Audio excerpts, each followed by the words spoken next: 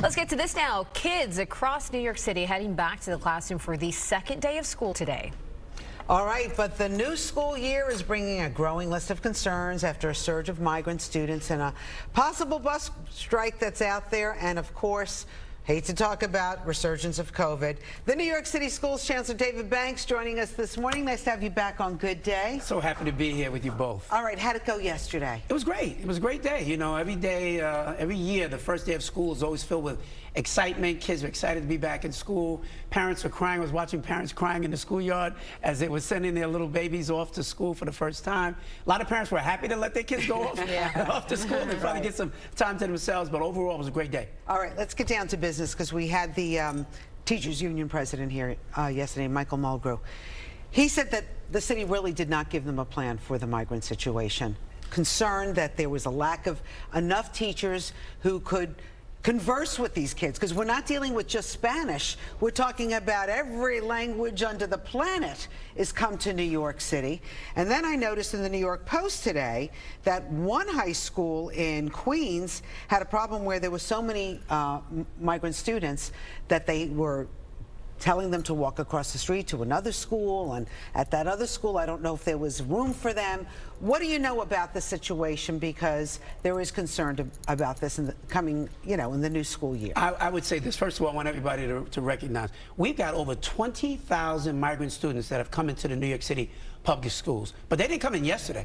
You know, we brought in over 18,000 last year that are already in our schools. They're doing well. So is this another 20,000 on top of the 18? No. Over the summer, we've brought in now about a little more than 3,000. They're still coming, right? But about another 3,000. Those were the numbers that we had as of yesterday. But we brought in over 18,000 already last year, already in the schools, already assimilated, focusing, learning English, doing well. Why is the teachers union president concerned that they're not they don't have enough guidance on this, and why there are not enough teachers to help converse with these kids? Yeah, I'm not quite sure why, if he said that, but because every time I speak to him, we always say, we got our great teachers, they're working really hard. Listen, kids that are coming, they're new to the country, there are always issues and challenges. But, the teachers that we have in New York City really are up to the task. We have not always had enough teachers who teach bilingual education and ENL. That's the reason why we announced at our press conference yesterday that if you have a license in another area, but you have a secondary license to teach ENL or bilingual education, you can switch to that license and help us, and you won't lose your tenure. In the past, if you were a tenured teacher in another subject, you didn't want to switch over because you would lose your tenure. State Education Commissioner Dr. Betty Rosa waived that rule, and now, effective immediately, you won't lose your tenure. That's going to allow us to have hundreds more teachers who can actually step into the gap. Just put one more time on that report in the New York Post that at least one high school, Queens High School, it's called Newcomers High School.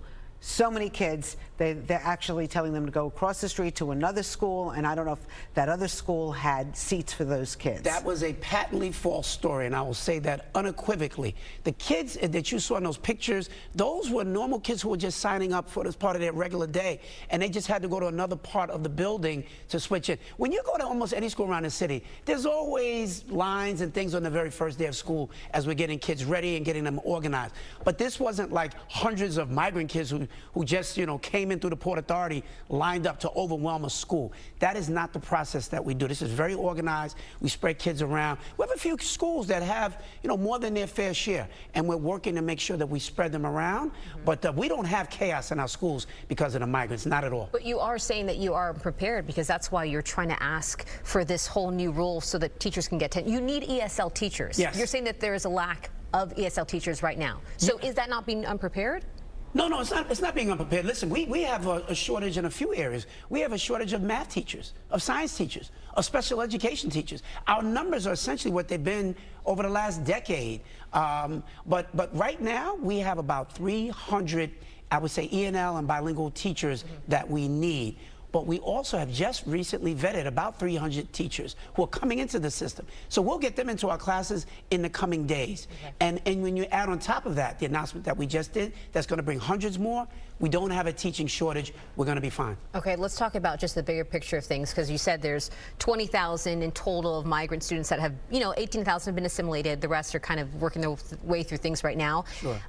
your average school size about 500 students. I mean, that equates to, that's a lot, it's like about 40 schools in terms of how many you need to accommodate these migrant kids. What does that do to the budget? Well, the biggest challenge that we do have, and this is part of what the mayor has been saying, the mayor is not upset with the people themselves. Yeah. The mayor is concerned about the resources that it requires to take care of the migrants, to house them, to provide health care, to educate them. Those are the biggest concerns. So we want to really make sure that we're not talking about the people. These are people who have gone through so much to even come here, just to try to achieve But it's not about the the American people. dream. I'm just saying across the board, how do you pay for that within the budget? It's 40 new schools. It's essentially what it boils down to. Yeah, no. It's a strain. And I want to be very clear that it is a strain.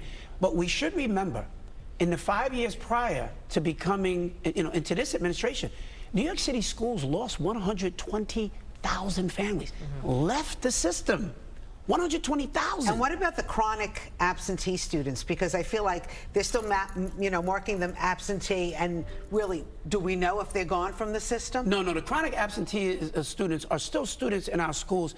What it means is that they're missing too many days of school. It's not that they're not coming to school. If you miss 1 day a month, just think about this. If you took off 1 day a month in your school, you were considered chronically absent. Just to take off 1 day a month. So these are not kids who just don't go to school. We just want to see our kids in school every single day. So let me ask you, as a native New Yorker, you're a native New Yorker, Sure. What does this mean for our kids? I mean, because there are parents who are very nervous that maybe their kids are not going to have the studies that they should. They're going to be held back, jeopardized, because they have children in the classroom who are trying to get up to speed with the language, and so they're not learning. Their kids are not learning what they should be learning in reading, in arithmetic, you name it. I would tell parents not to believe the hype. If I brought you into a class today that had a host of migrant students, you would not be able to tell the difference. They have assimilated just like everybody else. They are learning. You would be amazed at how quickly these kids are learning English. We have a lot of kids who've already been here, who've been struggling with reading. It's one of the reasons why I'm so excited about what we're doing with NYC Reads. Right. We're teaching kids the very basic foundation of reading. And these migrant kids are in the classroom right alongside everybody else. They're not holding anybody back. They're not preventing kids from getting a good, solid education.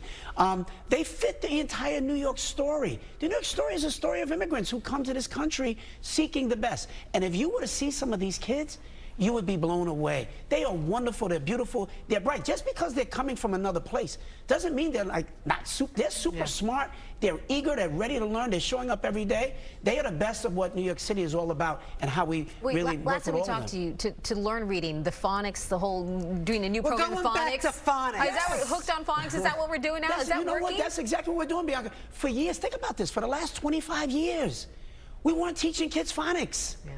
They wanted kids to learn how to read, but they didn't know how to read. 51% of the kids in New York City don't read on grade level. 64% of Black and Latino kids don't read on grade level. That should be completely unacceptable. That is why it is the #1 part of this administration. We're going to teach all the kids to read and to read well. They're going to learn the basics. All along with those kids that are migrant kids, everybody's going to get the foundational skills that they need to be successful. Beautiful. All right, bus strike. Fingers crossed, they're negotiating around the clock. In case it happens, we're ready.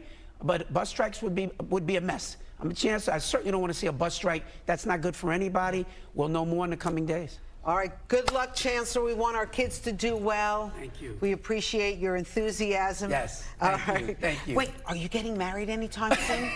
There was all these rumors you were getting married to the deputy mayor. Check with the first deputy mayor. She'll let you know. Oh, okay.